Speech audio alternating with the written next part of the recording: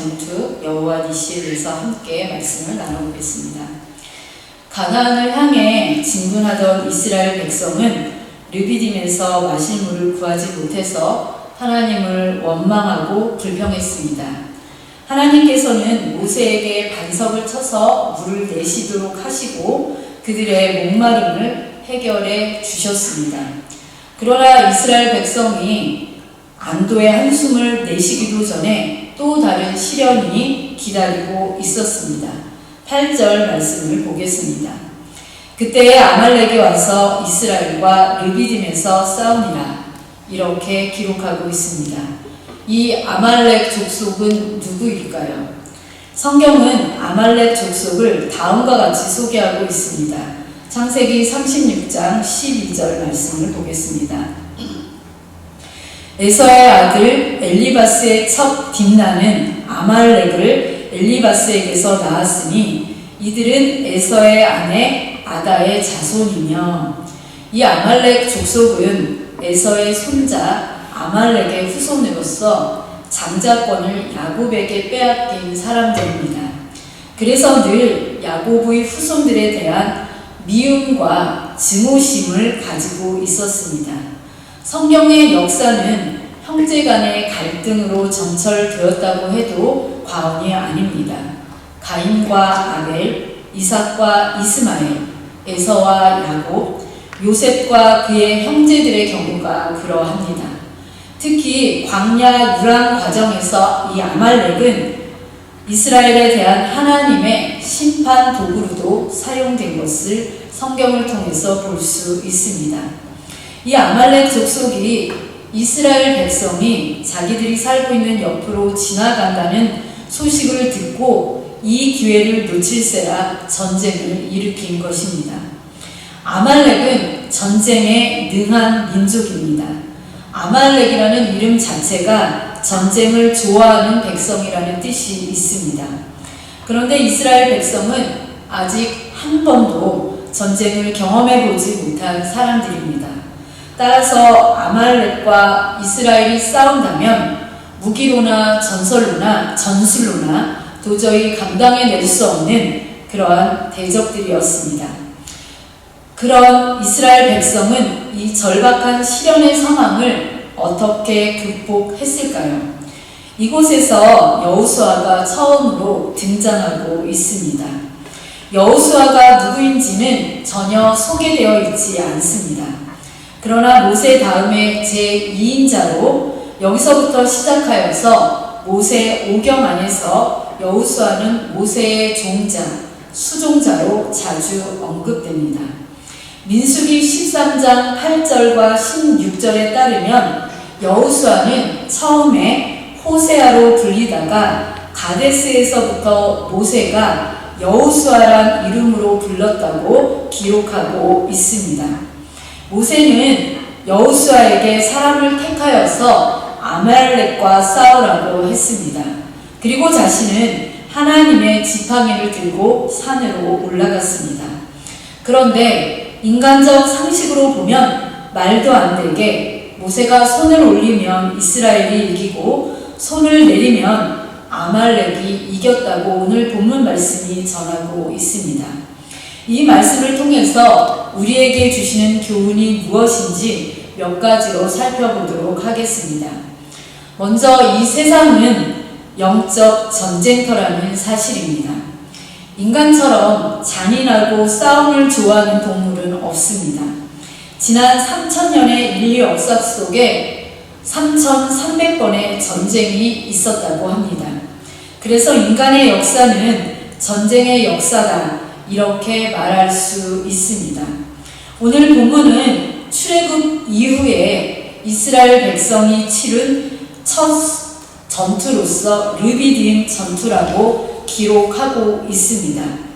물이 없음으로 겪었던 한 차례의 이 소동이 끝나기도 전에 갑작스럽게 닥쳐온 전쟁의 회오리는 이스라엘 백성을 다시 한번 절박한 위기의 상황에 몰아넣었습니다.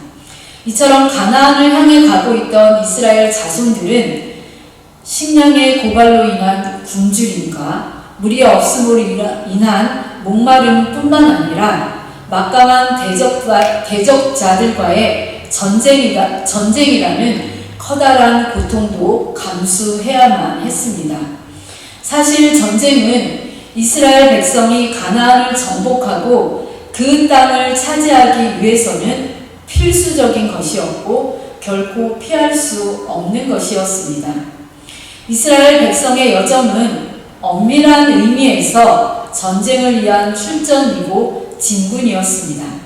그러므로 가나안 땅을 정복할 때까지 광야와 가나안 땅은 이스라엘 백성들에게 어찌 보면 전쟁터일 수밖에 없었습니다. 이스라엘 백성들이 앞으로 만나게 될 모든 민족들은 그들의 가나안 정복을 방해하는 대적들이었고 이스라엘은 그들과의 수많은 전쟁을 치르고 나서야 비로소 가나안 땅을 차지할 수 있었습니다. 오늘날 우리가 살아가고 있는 이 세상도 세계 곳곳에서 전쟁의 위기와 전쟁의 소식이 들려옵니다. 아직도 계속되고 있는 러시아와 우크라이나의 전쟁과 또 서로 영토를 더 차지하기 위한 나라와 나라 간의 분쟁들도 끊이질 않고 있습니다. 그와 더불어서 이 세상은 실제로 눈에 보이지는 않지만 치열한 전쟁이 벌어지고 있는 영적 전쟁터입니다. 즉, 이 세상은 예수 그리스도를 대장으로 하는 의의 세력과 사탄을 대장으로 하는 불의의 세력이 날마다 치열한 전투를 벌이고 있는 전쟁터입니다. 우리는 지금 영적 전쟁이 벌어지고 있는 전쟁의 한가운데에 있는 것이나 마찬가지입니다. 따라서 우리는 이 전쟁을 피할 수 없습니다. 우리는 필사적으로 사단의 세력과 싸워 이겨야만 합니다. 그럴 때야만 비로소 천국을 기업으로 차지할 수 있습니다. 물론 이 전쟁은 결코 쉬운 것이 아닙니다. 이 전쟁은 눈에 보이지 않을 뿐만 아니라 우리보다 월등히 강한 사단의 세력과 싸워야 하는 전쟁이기 때문입니다. 또 이 전쟁에서는 중간에 쉴 수도 없습니다.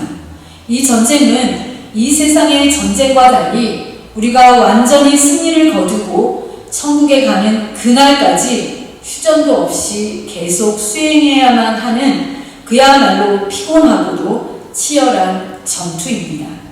만일 우리가 한순간이라도 이 영적 전쟁을 쉬고 싸우지 않는다면 우리는 결탄코 승리하지 못할 것입니다. 그러나 한 가지 우리가 기억해야 할 사실이 있습니다.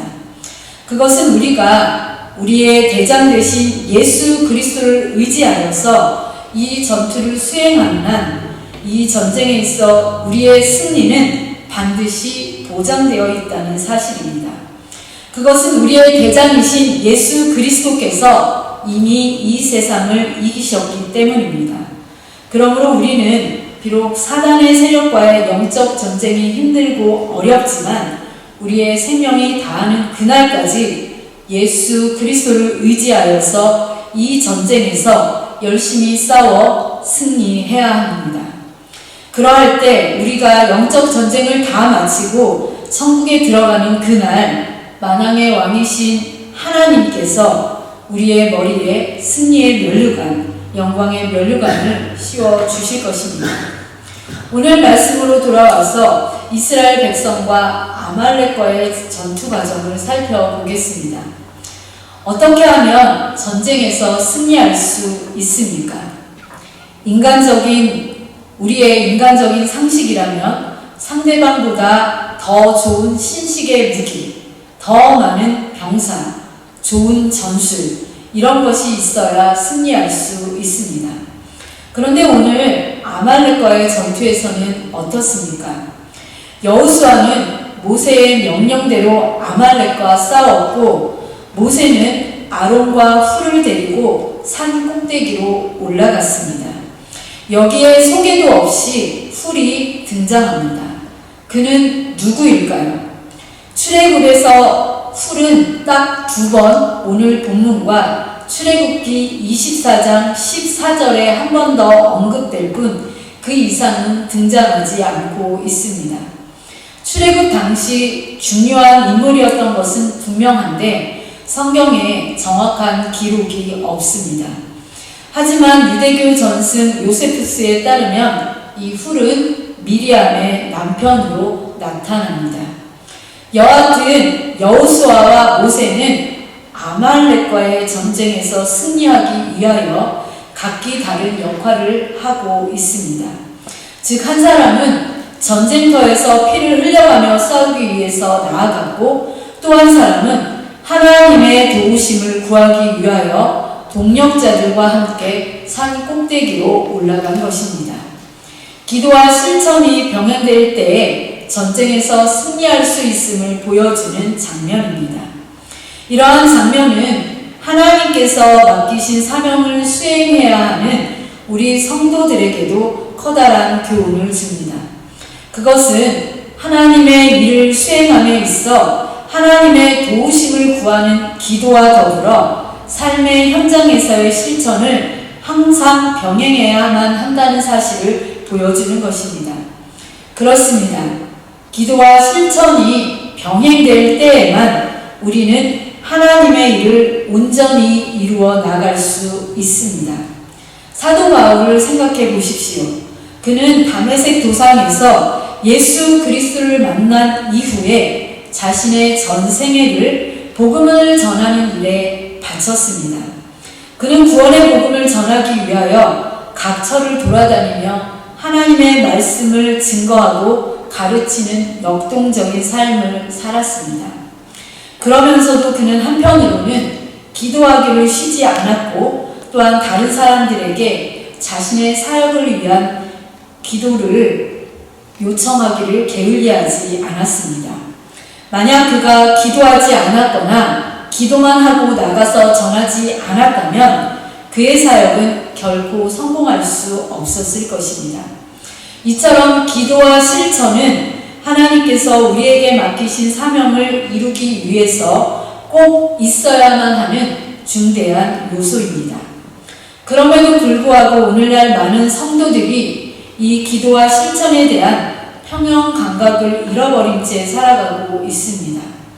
어떤 성도들은 너무 기도에만 치우쳐서 삶의 현장에서의 실천적인 삶을 소홀히 하는가 하면, 또 어떤 성도들은 일의 계획과 실천은 중요시하면서도 하나님의 도우심을 구하는 기도를 소홀히 하는 경우가 많이 있습니다. 이런 식의 신앙생활은 그 어느 쪽도 결코 정상적인 신앙생활이라고 말할 수 없습니다. 우리가 자신에게 맡겨진 사명을 온전히 이루기를 원한다면 무엇보다도 먼저 기도해야만 합니다. 동시에 그 기도와 더불어 세상에 뛰어들어 그 사명을 이루어 가야만 한다는 사실을 결코 잊어서는 안 됩니다.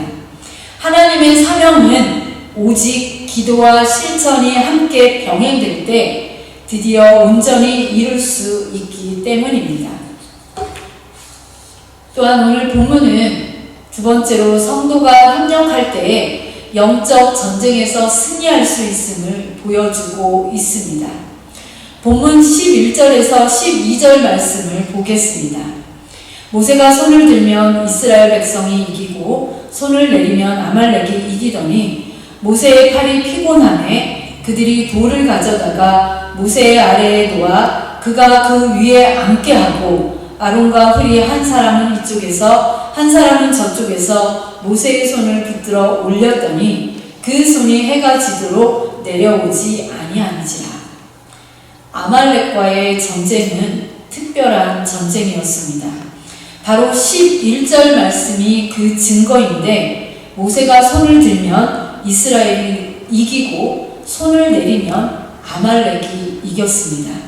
그러니 모세가 손을 내릴 수 있었겠습니까? 그럼에도 불구하고 모세가 오랫동안 팔을 올리고 있었기 때문에 팔이 피곤하였다, 이렇게 성경 말씀에 기록하고 있습니다. 그런데 이것은 아주 자연스러운 현상입니다. 누구라도 팔을 오랫동안 들고 있게 되면 피곤하기 마련이고, 피곤해지면 팔은 아래로 처지게 되는 것입니다. 게다가 모세는 80세가 넘는 고령의 노인이었습니다. 이런 노인의 힘으로 얼마나 오랫동안이나 팔을 들고 있었겠습니까? 저도 한 10분 정도는 가능한 것 같은데 그 이상은 그냥 저절로 손이 내려오더라고요. 아마도 그의 팔은 피곤할 수밖에 없었고 견딜 수 없을 만큼의 통증을 느꼈을 것입니다.